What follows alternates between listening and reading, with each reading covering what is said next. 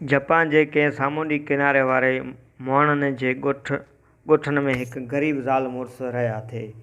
हिकु ॾींहुं मच्छियूं मारण लाइ मुड़ुसु वियो त हिन जे ॼार में हिकु तमामु ख़ूबसूरत मच्छी अची फाथी, जहिड़ी हिन पहिरीं कॾहिं बि न ॾिठी हुई। हिन जॾहिं उन मच्छी खे ॼार मां कढी पंहिंजे खारे में विधो त हिन खे इहो ॾिसी हैरत थी। इहा मच्छी इंसान वांगुरु ॻाल्हाए रही हुई। महिरबानी करे मूंखे वापसि समुंड में वञण ॾे, मच्छी मुहाणे खे इल्तिजा कई। आउं हिन समुंड जे राजा जी शहज़ादी आहियां ऐं मूंखे छॾण एवज़ तव्हां जेके कुझु घुरंदो सो ॾींदासूं।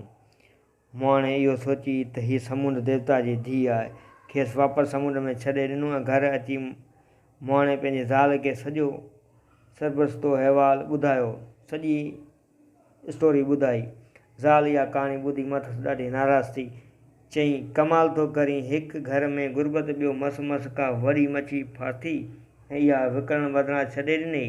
मुंहिंजी फरमाइश ते कुझु हिन खां घुरियई बि कोन। मूंखे पक आहे इहा का ख़ासि क़िस्म जी मच्छी हूंदी जंहिं खे विकिणण सां असांखे तमामु घणो पैसो मिले हा। हाणे वरी वञ ऐं इहा मच्छी पकिड़े अचु। वीचारो मुड़ुसु उन पहिरीं वापसि समुंड ॾांहुं वरियो ऐं समुंड ॾे मुंहुं करे ज़ोर ज़ोर सां चवणु लॻो, सामुंडी शहज़ादी, मुंहिंजी ॻाल्हि ॿुध।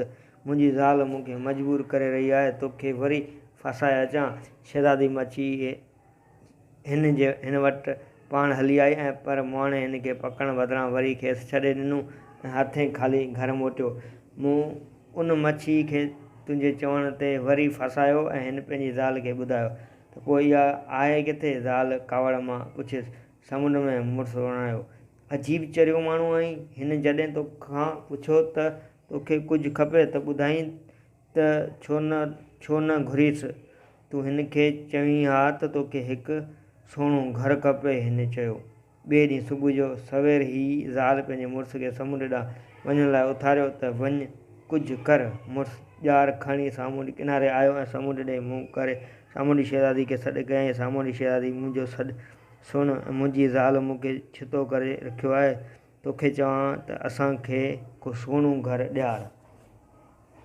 सामुंडी शहज़ादी समुंड जी तरे मां निकिरी नरवार थी ऐं चयाईं, ठीकु आहे, तुंहिंजी ज़ाल जी ख़्वाहिश बिल्कुलु पूरी कई वेंदी। तूं सिधो पंहिंजे घर ॾांहुं वञ ऐं जॾहिं तूं उते पहुचंदे त तोखे पंहिंजो नओं घरु पर ख़ुशी ऐं हैरत थींदी।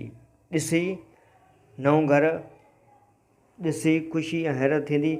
माण्हू वापसि घर पहुतो ऐं उते संदसि पुराणी झूपड़ी बदिरां हिकु आलीशान क़िस्म जो घरु हो। हिन खे हैरत ऐं ख़ुशी थी, पर संदसि लालची ज़ाल एतिरो कुझु मिलंदे बि मुंहुं सुॼाए वेठी। हू शहज़ादी मच्छी ते सख़्तु नाराज़ हुई त हिन खे जहिड़ो सुठो घरु ॾियणु खपे, अहिड़ो हिन खे